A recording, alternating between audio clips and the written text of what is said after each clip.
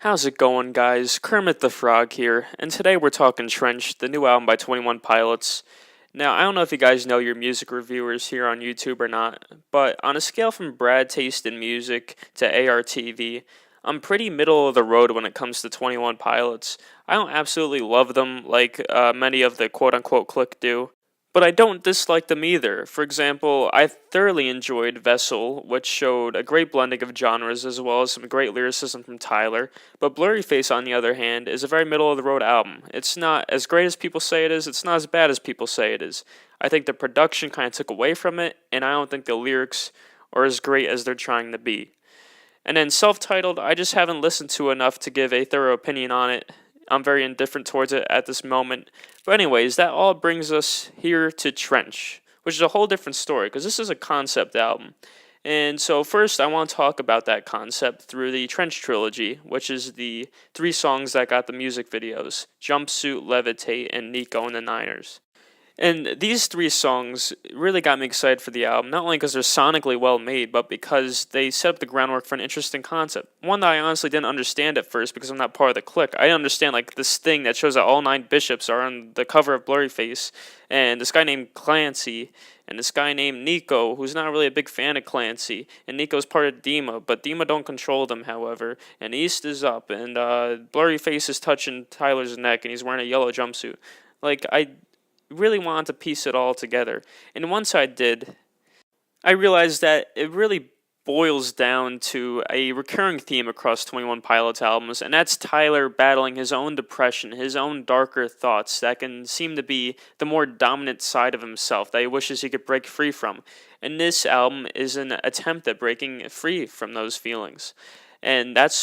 And I like this concept because it gives a narrative to that theme that we've seen across their albums, and it's that much more interesting to see it play out in narrative structure. My only criticism of this concept is that I wish that the album would indulge itself more in its own concept. These 3 songs are really the main extent to which we get an understanding of all of this. All the other songs really kind of touch upon this in a more general thematic sort of way, that they talk about the themes of battling the depression, but they don't really continue the story that was presented here. And that isn't to say that there aren't a few lines here and there, like on Morph and on this closer, Leave the City, which actually ends the story. It gives us some closure. It is a tragic ending in that Clancy doesn't escape, but I'm glad we did end his story despite not getting too much of it. And now, having gotten out what I wanted to say about the concept itself, I do want to talk about a few individual songs that I found to be particularly astounding. Let's talk about Morph first, it being my favorite song on the album as of now, mainly because it is both superior instrumentally and lyrically. The lyrics on this one are amazing. Look at this verse of verse, discussing if and when in terms of dying, if being panic, when being sorrow. I think that's brilliant, and I like how the song discusses the almost like inevitability of having to conform to society, but then eventually having to decide to go quote unquote under and breaking free. Once again, kind of discussing the concept, which I enjoy. And from an instrumental standpoint, the song is just so varied in the way it makes such an interesting beat, and Tyler's flow and command of the melody is just so well done on the song. Now, Chlorine is another song I want to pick out because, once again, it's great instrumentally. It carries with it a good beat, but it also, once again, carries the theme of this album very well. It's talking about escaping from the grasp of Blurry Face, I guess, is my best guess, based on the few mentions of red we get, red being the color of Blurry Face, and the physical embodiment of Tyler's insecurities. So to see that sort of conflict play out in lyrics is interesting. I like the chorus. I'm still trying to piece together whether sipping on chlorine means purifying himself or contaminating himself, because chlorine can kind of go both ways. But either way, it's an interesting song. And now I just want to talk about My Blood really quick. It's not nearly as enticing as the other songs in terms of lyrics. I just want to give it a good old pat on the back for being the catchiest song on here. I mean, that bass kicks, man. And the chorus, probably the catchiest thing on the album. And one thing, the lyrics become a little more interesting if you consider what perspective these lyrics are being sang from.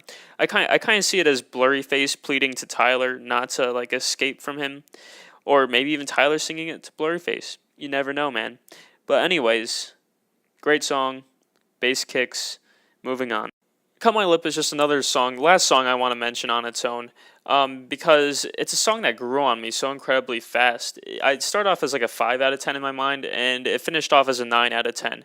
And that's just because, although most of the songs on here are accessible, they all are growers as well. Like this one, I started looking at the lyrics, and I started getting invested in the atmosphere it was presenting to me, and I ended up enjoying it.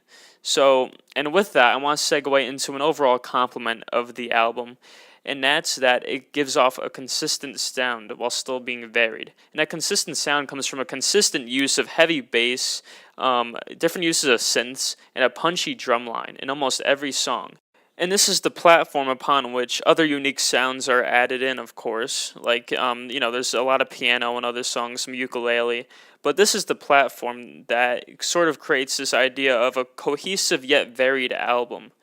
And I appreciate that in an album. And there are only really 3 songs that kill that vibe by either lacking in the lyric department or not holding up their side of the cohesion. Those songs being Smithereens, The Hype, and Bandito. So Smithereens is just like a light little cutesy love song, not a lot of substance there. It's fine on its own, it's fairly catchy, but within the context of this album, it kind of just sticks out as it's not really pertaining to the rest of the themes shown on this album. And I mean, yeah, it just sticks out. I mean, Tyler even has to explain its existence on the song itself. I mean, it's a 14-song album. Ask yourself if this really needs to be here. For me, the answer is no, it doesn't. And then The Hype and Bandito, I'm just going to do a 1-2 punch here. Both songs just don't grab me. I mean, I've listened to them multiple times and they're just not doing it for me. They both lack in the instrumental department. They're really not layered all that well.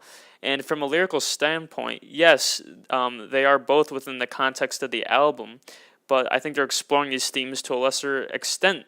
So that's my justification for putting these songs here. They're really not that bad. They're kind of just average on an album filled with above average music. So here's just my rundown of all the songs on this album. A few songs I didn't get to touch upon. Neon Gravestones is a song that the chorus kind of drags for me. And once again, instrumentally, it doesn't really grab me. It doesn't really change all that much.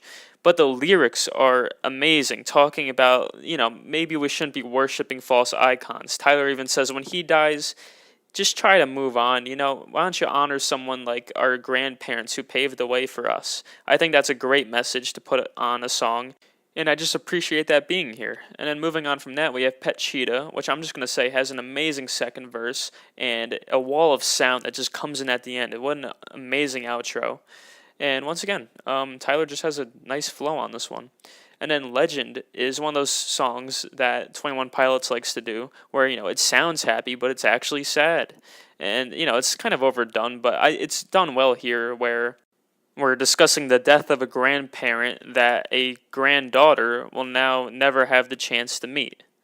Thus, him being the legend. Keeping all this in mind, my only complaints being the 3 songs on the bottom and the fact that we don't get enough of the concept of this album, which is kind of a backhanded criticism. I'm saying I love the concept so much that I wish we had more of it. And so with all that being said, I'm going to give 21 Pilots Trench an 8 out of 10. And I know I've been throwing out 8 out of 10s a lot, but, that's just the way it goes sometimes. I think it deserves it. I'm going to review Better Call Saul Season 4 next week. I have a feeling it's going to break that streak. But that is a different video. As a wise Tyler once said, comment below. I'm not taking that out of context. There's no darker meaning. Just comment below, because I want to hear your guys' opinions. If you disagree with me, agree with me, I openly invite your opinion. And also, we're kind of hitting a dry season in terms of albums I'm anticipating. The next album I'm anticipating is on November 23rd. If you're a Kanye fan, you know what I'm talking about. So yeah, I could really use your suggestions on what to review next. So if you have them, leave them. And as always, if you like this video and you want to see what I have in store for the future, you know where the subscribe button is. But otherwise, yeah, that about does it.